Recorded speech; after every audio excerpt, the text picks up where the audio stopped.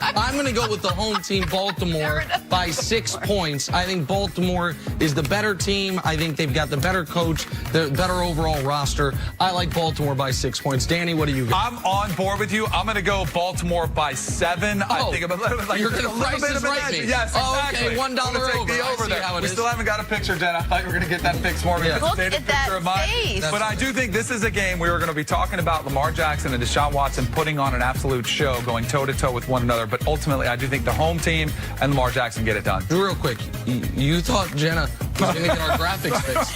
Jenna just injured herself in a seated, in a seated position while trying to. Hey, these chairs are dangerous. That's the thing. I thought you were going like this. Sunday, I was download like, why the are you Fox Sports grabbing me Super like that? 6 app and play for a free chance to win $250,000 of whose money? Terry Bradshaw's money. What could be better let than me give Terry you my Bradshaw's take now on Kawhi Leonard, because it's going to be fantastic. First, let's go viral. Last night, Kristaps Porzingis made his much-hyped return to the Garden after being traded in the offseason. Kristaps got a not-so-warm welcome, that's putting it mildly, from the Knicks faithful before the game. Take a listen to this. At forward at 7'3" from Latvia, number 6, Kristaps Porzingis.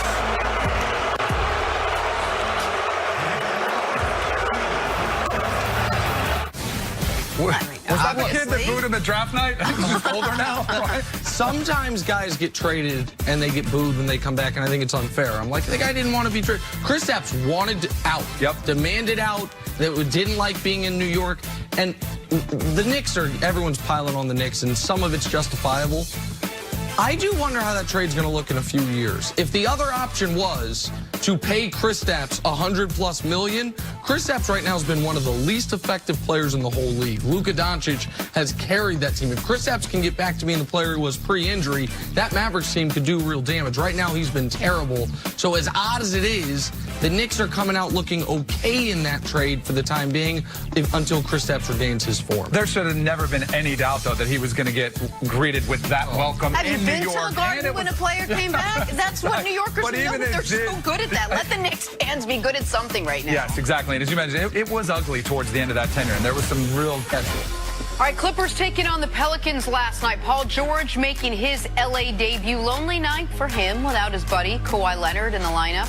Why? A little something we like to call load management. PG-13, though, came out, finished with 33 points, 9 rebounds. The Clippers, however, took the loss, 132-127. Nick, is Kawhi costing the Clippers wins with this load management? They're 0-3 without him in the lineup. This is undeniable that he's costing them wins. Even the people supporting the load management would acknowledge that. Like, the Pelicans were 2-8 and played last night without Lonzo, who hasn't been very good, but also without Brandon Ingram, who's been sensational up to this point this season. And Paul George comes back, gives you 33 in 24 minutes. He was great. He came back earlier from the injury than I expected, and he looked better immediately than I expected. Credit to him, by the way, who, if we remember correctly, the Los Angeles Clipper this year that was top 3 in the MVP last year, league-wide regular season, it's not Kawhi Leonard, it's Paul George, who was top 3 Defensive Player of the Year voting, top 3 MVP, something Kawhi Leonard was not. But yeah, he is absolutely unequivocally costing them wins. And I know that the argument is, well, it won't matter if he's better in the postseason because of it, but that's an unknowable. And I know people say last year, well, how can you criticize that he missed 22 games when they won the title? You know who the second most load-managed player in the NBA last year was? Joel Embiid. So I'm just curious, when the Raptors played the Sixers in round 2 of last year's playoffs, if the Raptors had won, would that also have been a victory for load management? One of those load-managing players was going to win, one was going to lose. But the last point, Danny, and I think it's the one that's most relevant, last year's Raptors, he rested 22 games last year. They lost 5 of them. They were 17-5. He has missed 3 games this year. They've lost all 3 of them. The Clippers do not appear to be nearly as equipped as the Raptors were to deal without Kawhi Leonard. Because they're not as deep. They're not as deep. They don't have the depth there. There absolutely is costing them games. In the narrative last year, I think load management is getting way too much credit for Kawhi's success in the Raptors championship. First of all, he was still hobbled in the playoffs, and it was a pretty amazing performance by him to fight through the quad injury that he was dealing with. You did have a Warriors team which was decimated as well with injury, so I think it gets too much credit in general, and I think the Clippers are being a little bit too cute with this, and it is going to cost them. And I wonder, do you think there's a scenario where in the back end of the season, this might blow up in their face because they do start looking at, say, hey, we have to pick up the pace a little bit. We do have to start winning games, maybe to get in those top 4 spots or somewhere in there where I think it could backfire on the Clippers. As an aside, Paul George finished up the game, even though he did have 33 points, and said he felt terrible, said he felt bad, like he could have done more, said it felt like a preseason game, although his shoulders did feel healthy, which is the takeaway. But he gives you 33 and 9 on a game where he said he wasn't playing that great.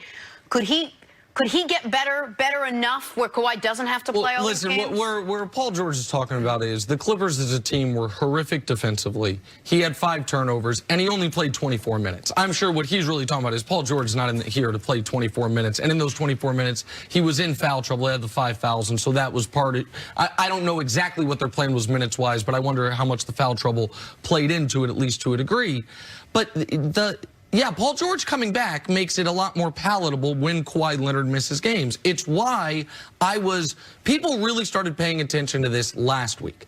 I was on this 2 weeks ago when 4 games into the year he missed a game because I said, hold on, you're going to load manage before Halloween when Paul George is not even there yet. I thought PG might miss 20 games.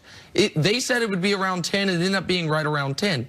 If the Clippers knew that, the fact that Kawhi couldn't deal with it until Paul George got back, that this wasn't the very first game of the year that he missed, or even wait another week until you and Paul George get on the floor together.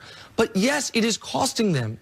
And how deep do people think the West is? Because I believe, with no disrespect to the Mavericks or the Spurs or the Suns, who are a really surprising team, I think there are 5 excellent basketball teams in the Western Conference. There's obviously both teams in LA. There's Utah, which added Conley, added Bojan Bogdanovic, had a great offseason. There's Denver, which was the 2 seed last year, that if Jokic gets it going, can be a very dangerous team. And there's Houston, who just beat the Clippers a couple nights ago.